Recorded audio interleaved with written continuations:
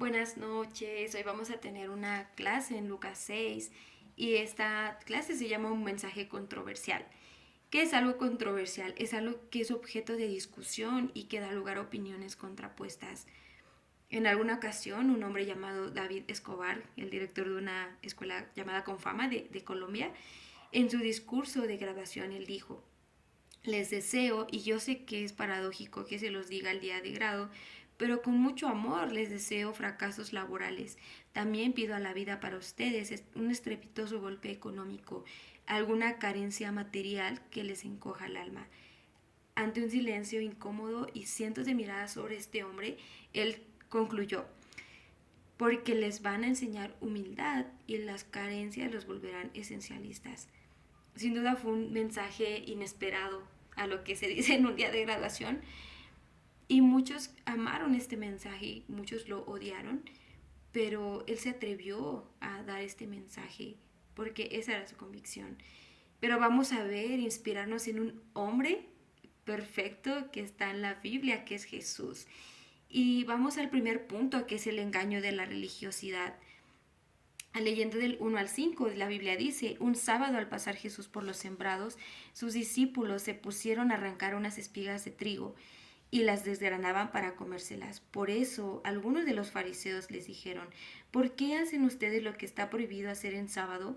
Jesús les contestó: ¿nunca han leído lo que hizo David en aquella ocasión en que él y sus compañeros tuvieron hambre?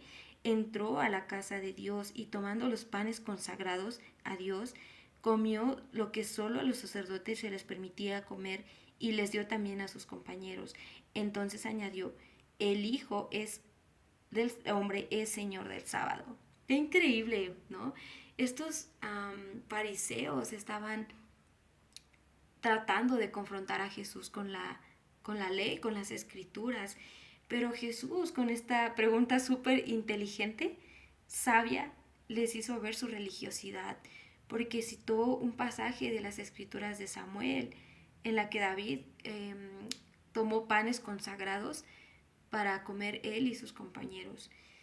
Entonces podemos aprender aquí de Jesús que muchas veces tenemos las escrituras en mente, de memoria, pero no buscamos glorificar a Dios aplicándolas en nuestra vida, entendiendo el propósito de que Dios quiere misericordia y no sacrificio, sino una vida eh, legalista, ¿no? De reglas, de esto sí, esto no, y como una vida como estos fariseos. Entonces, ese es el llamado, que tengamos una vida espiritual y no religiosa. Vamos a continuar del 6 al 10 y dice: otro sábado entró en la sinagoga y comenzó a enseñar. Había allí un hombre que tenía la mano derecha paralizada. Así que los maestros de la ley y los fariseos, buscando un motivo para acusar a Jesús, no le quitaban la vista de encima para ver si sanaría en sábado.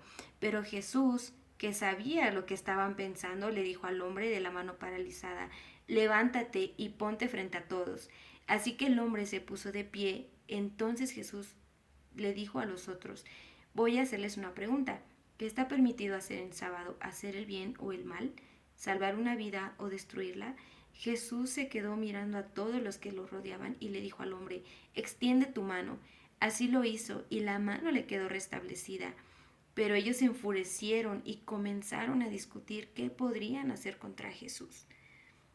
Nuevamente vemos como una mentalidad religiosa solo está buscando los errores en los demás y generalmente criticando cosas que esa persona no está haciendo. Quiero preguntarles el día de hoy: ¿cómo está nuestro corazón? ¿Está crítico, buscando todo el tiempo qué señalar en los demás? ¿O es un corazón enfocado en glorificar a Dios y en ver sus milagros, y también reconocer cómo Dios usa a los demás para glorificarse? Como este hombre de la mano paralizada, también nosotras tenemos una mano paralizada espiritualmente.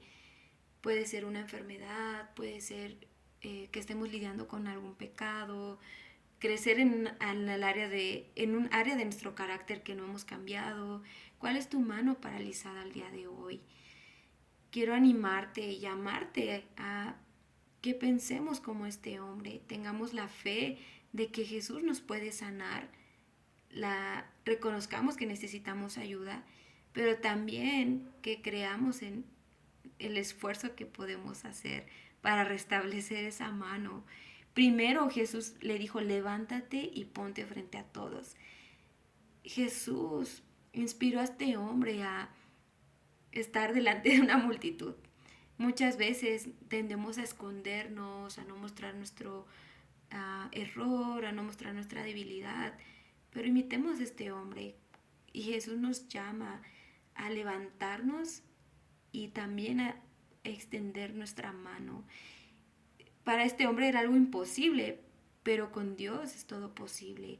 Hagamos nuestro esfuerzo, identifica cuál es tu mano paralizada, reconoce que necesitas ayuda, ten fe en Jesús que puede sanar esa área, pero haz tu parte también, mujer. Vamos al segundo punto, que es chiquito, es decisiones importantes requieren decisiones profundas, oraciones profundas, perdón. ¿Ya alguna vez tomaste una decisión completamente errónea de la que hayas dicho, tuve que pedir más consejo, tuve que orar más, ¿por qué no lo hice antes? Y seguramente pensaste, ¿cómo me preparé para esta decisión? En mi vida personal, en algún punto tuve que tomar una decisión con el área financiera y tomé una pésima decisión, gasté en cosas que no necesitaba, que creí que necesitaba, pero no pedí consejo y no pedí dirección de Dios también. Vamos a leer qué hizo Jesús ante una decisión súper importante. Del 13 al 16, la Biblia dice, por aquel tiempo se fue Jesús a la montaña a orar y pasó toda la noche en oración. Al llegar la mañana, llamó a sus discípulos y escogió a 12 de ellos, a los que llamó apóstoles: Simón, a quien llamó Pedro, su hermano Andrés, Jacobo, Juan, Felipe, Bartolomé, Mateo, Tomás, Jacobo, hijo de Alfeo, Simón, al que llamaba el celote, Judas, hijo de Jacobo, y Judas Iscariote, que llegó a ser el traidor. Imitemos a Jesús.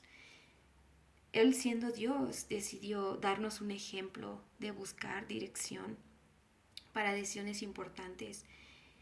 Piensa en esas decisiones que tienes que tomar el día de hoy y ve lo increíble que es cuando pasamos mucho tiempo en oración, y eso nos va a llevar a decisiones sabias, pero también tomar decisiones en menor tiempo y no decisiones que postergamos, decisiones que están atormentándonos porque no sabemos qué hacer. Invierte ese tiempo en orar y busca la dirección. Haz una lista de oración y no confíes en tu propio entendimiento. Busca la sabiduría de Dios y también consejo. Vamos a nuestro tercer punto, que es una verdadera esperanza. Jesús entendía lo que eran problemas como pobreza, enfermedad. Hoy día, gracias a Dios, tenemos más avance en la medicina, aún hay pobres, pero no es la misma pobreza que se vivía en ese entonces. Y Jesús diariamente tenía que lidiar con estos problemas. Y Jesús también quería que personas se enfocaran en lo más importante. Vamos a leer del 17 al 19 y dice: luego bajó con ellos y se detuvo en un llano. Había allí una gran multitud de sus discípulos y mucha gente de toda Judea, de Jerusalén y de la costa de Tiro y Sidón, que habían llegado para oírlo y para que los sanara de sus enfermedades. Los que eran atormentados por espíritus malignos quedaban liberados. Así que toda la gente procuraba tocarlo, porque de él salía poder que sanaba a todos. Imaginemos esta escena. Jesús tenía el poder de sanar, tenía el poder de liberar endemoniados, de alimentar a 5,000 personas. Jesús tenía el poder y él servía de esa manera a las personas. Pero pensemos en un hombre que tenga una enfermedad de la piel, por ejemplo.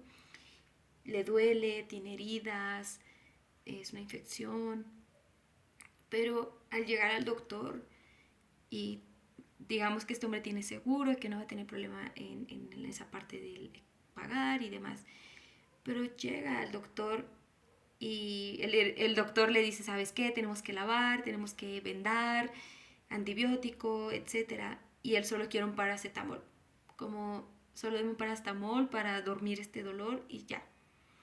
Es lo mismo que sucede espiritualmente con nosotras. Muchas veces buscamos solo una curita, una cura superficial, una solución rápida a nuestros problemas, pero vamos a ver qué Jesús enseña al respecto. Continuando con la lectura, en el versículo 20 en adelante dice, Él entonces dirigió la mirada a sus discípulos y dijo, dichosos ustedes los pobres, porque el reino de Dios les pertenece. Y aquí quiere decir pobreza espiritual. ¿Cuál es nuestra condición delante de Dios a causa de nuestro pecado? Vers 21. Dichosos ustedes que ahora pasan hambre porque serán saciados. Dichosos ustedes que ahora lloran porque luego habrán de reír. Esa hambre de la que habla esta escritura es un hambre de justicia.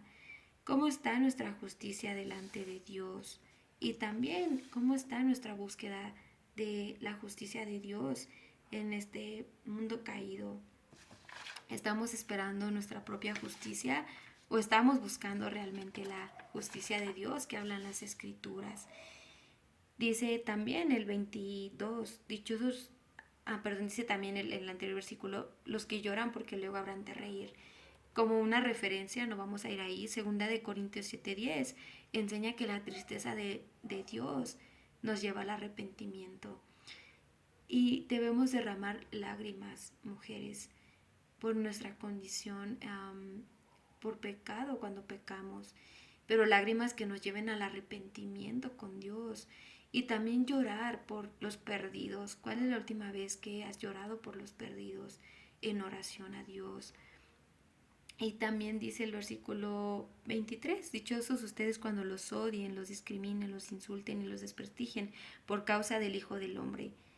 Alégrense en aquel día y salten de gozo, pues miren que les espera una gran recompensa en el cielo. Dense cuenta de que los antepasados de esta gente trataron así a los profetas. Entonces, mujeres, Dios nos enseña algo, Jesús, controversial acá, porque el mundo podría decir, ¿cómo voy a estar feliz en la pobreza? ¿Cómo voy a estar feliz llorando? Feliz cuando me persigan. Pero esa es una mentalidad del mundo. Nuestra mentalidad como discípulas debe ser la de Jesús. Alegrarnos en la persecución. Alegrarnos cuando suframos injusticia porque tenemos una recompensa en el cielo.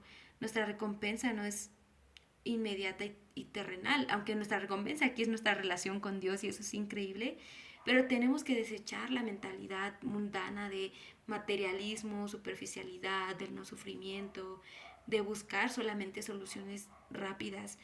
Busquemos, mujeres, una condición espiritual sana y las bendiciones de una relación real con Dios. Vamos a leer lo que es el contrario de esto. En 24 dice, pero hay de ustedes los ricos porque ya han recibido su consuelo. Hay de ustedes los que ahora están saciados porque sabrán lo que es pasar hambre. Hay de ustedes los que ahora ríen porque sabrán lo que es derramar lágrimas. Hay de ustedes cuando todos los elogien. Dense cuenta de que los antepasados de esta gente trataron así a los falsos profetas. Cuando dejamos de ver nuestra condición espiritual y creemos que estamos bien como estamos, esa solo será nuestra recompensa. Mujeres, identifiquemos si estamos dejando de ver nuestra necesidad de Dios, de la necesidad espiritual de los demás, de buscar su justicia y tengamos un arrepentimiento el día de hoy. No pensemos como el mundo. Y vamos a nuestro cuarto punto, que es un amor imparcial. Vamos a leer del 27 a 31 y dice, pero a ustedes que me escuchan les digo, amen a sus enemigos, hagan bien a quienes los odian, bendigan a quienes los maldicen, oren por quienes los maltratan. Si a alguien le pegan una mejilla, vuélvele también la otra. Si a alguien le quita la capa, no le impidas que se lleve también la camisa. Dale a todo el que te pida, y si alguien se lleva lo que es tuyo, no se lo reclames. Traten a los demás tal y como quieren que ellos los traten a ustedes. ¿Cómo reaccionas cuando eres maltratada, cuando recibes un insulto, cuando eres herida por alguien? ¿Eres reactiva o tienes la actitud de Jesús? Quiero animarlas, hermanas, de pensar como Jesús piensa. Vamos a continuar y la escritura dice, ¿Qué mérito tienen ustedes al amar a quienes los aman? Aún los pecadores lo hacen así. ¿Y qué mérito tienen ustedes de hacer el bien solo a quienes los hacen el bien? Aún los pecadores actúan así. ¿Y qué mérito tienen ustedes al dar prestado a quien puede corresponderles? Aún los pecadores se prestan entre sí esperando recibir el mismo trato. Ustedes, por el contrario, amen a sus enemigos, háganles bien y denles prestado sin esperar nada a cambio. Así tendrán una gran recompensa y serán hijos del Altísimo, porque Él es bondadoso con los ingratos y malvados. Sean compasivos, así como su Padre es compasivo. Mujer, esta escritura es súper clara, este pasaje. Y quiero preguntarte, ¿qué haces con las personas que te han herido, con quienes tienes diferencias o esos como malos tratos en el trabajo, en la casa? ¿Los tratas igual que tratas a los hermanos o los tratas diferente? Porque el trato que te dan es diferente. Quiero animarlas a que piensen en esas personas y oren por ellas. Ora por ellas y haz un acto de servicio hacia ellas, como Jesús nos llama. Si hay una persona difícil de la cual hablar, empecemos por nosotras mismas. Nosotras no somos personas perfectas. Igual necesitamos a Dios, mujeres. Piensa cómo Dios se va a glorificar si tú tratas de esta manera a quienes te persiguen y a quienes te maltratan. Toma una decisión, toma un acto de servicio por esas personas y ora por ellas. Vamos a nuestro quinto punto, que es comienza por ti misma. No sé si alguna vez han visto una ilustración de una persona que está cortando una rama y está sobre la rama que va a caerse y todos como le están haciendo señas que pare de cortar la rama y esta persona como corta la rama y pues ahí se queda, ¿no? La imaginación y la respuesta es que se cayó con la rama y todos lo veían menos esta persona. Y eso ocurre con nuestra vida. ¿Qué es lo que todos están hablándote de alguna forma y que Dios está hablándote, pero que tú no estás viendo? Vamos a leer del 39 a 42 y la escritura dice: también les contó esta parábola. ¿Acaso puede un ciego guiar a otro ciego? ¿No caerán ambos en el hoyo? El discípulo no está por encima de su maestro, pero todo el que haya completado su aprendizaje a lo sumo llega al nivel de su maestro. ¿Por qué te fijas en la astilla que tiene tu hermano en el ojo y no le das importancia a la viga que tienes en el tuyo?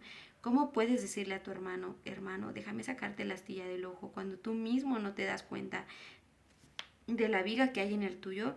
Hipócrita, saca primero la viga de tu propio ojo y entonces verás con claridad para sacar la astilla del ojo de tu hermano.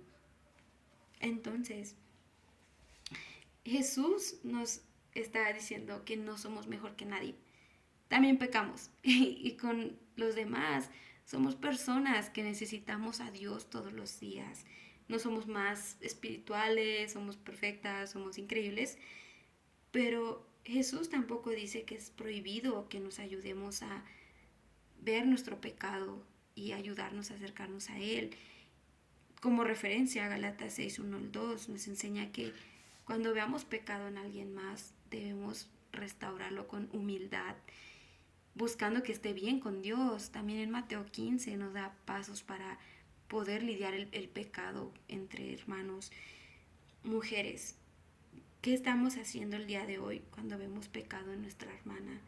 ¿La criticamos, hacemos chisme o buscamos llevarla a Dios? Para ello, en este pasaje tenemos que tener en cuenta que también necesitamos arrepentimiento y el llamado no es no ver o no ayudar en su pecado a la otra, pero es no dejar de ver nuestro pecado y solo ver el pecado de los demás. Mujeres, quiero animarlas terminando este punto del 39, perdón, de 37 a 39, y dice: no juzguen y no se les juzgará, no condenen y no se les condenará, perdonen y se les perdonará, den y se les dará, se les echará en el regazo una medida llena, apretada, sacudida, desbordante, porque con la medida que midan a otros se les medirá a ustedes. ¿Cuál es el punto de esto?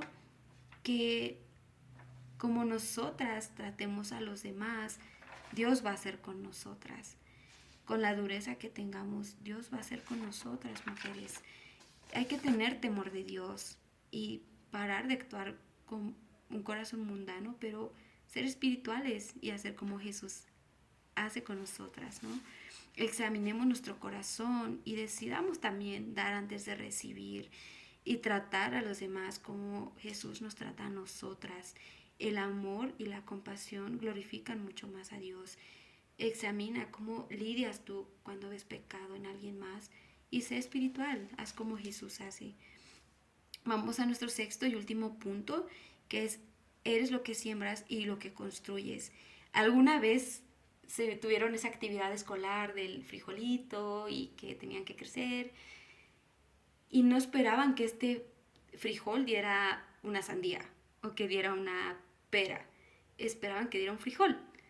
O no construyen o vemos una construcción y pensamos el techo sin castillos y el piso ahí, ¿no? Flotando. No, tiene que tener una base. Y es lo mismo espiritualmente en nuestra vida. Vamos a leer de 43 a 45 y dice: ningún árbol bueno da fruto malo, tampoco da buen fruto el árbol malo. A cada árbol se le conoce por su propio fruto. No se recogen higos de los espinos, ni se cosechan uvas de las zarzas.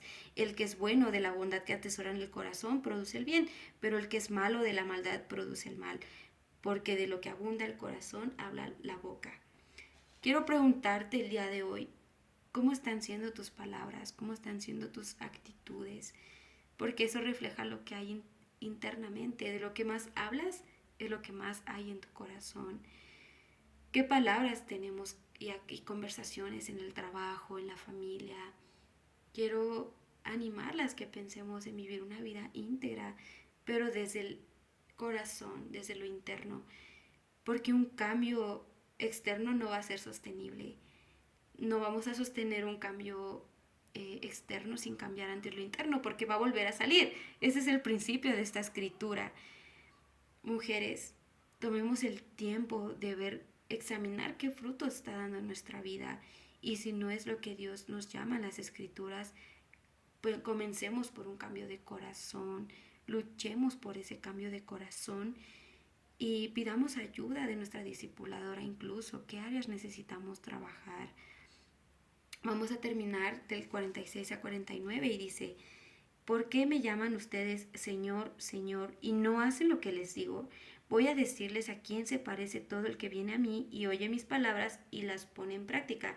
Se parece un hombre que al construir una casa acabó bien hondo y puso el cimiento sobre la roca, de manera que cuando vino la inundación, el torrente azotó aquella casa, pero no pudo ni siquiera hacerla tambalear porque estaba bien construida. Pero el que oye mis palabras y no las pone en práctica se parece a un hombre que construyó una casa sobre la tierra y sin cimientos. Tan pronto como azotó el torrente, la casa se derrumbó y el desastre fue terrible. Mujeres, aquí Jesús habla de dos hombres que construyeron en arena y en tierra. ¿Y qué pasó cuando vino la tormenta? Una se mantuvo y otra se cayó. Y fue un desastre terrible. Quiero preguntarte, ¿cómo estás construyendo hoy tu vida? ¿Sobre qué cimientos? ¿Sobre qué convicciones?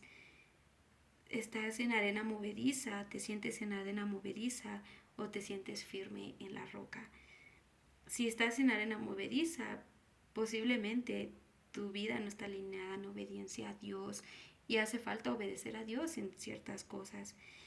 No construyas sobre tu propio cimiento, sobre los principios del mundo, construye sobre principios espirituales, confía en Dios y piensa que si tu cimiento está en la Biblia, evitarás un terrible desastre en tu vida. Mujeres, no solo retengamos información en nuestros tiempos con Dios, pensemos siempre cómo lo vamos a llevar a la práctica.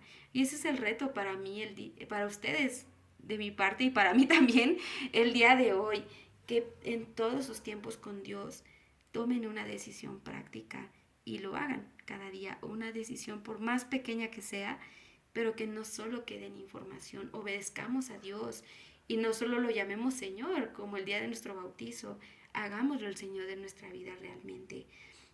En conclusión, sin duda las enseñanzas de Jesús fueron y siguen siendo controversiales el día de hoy.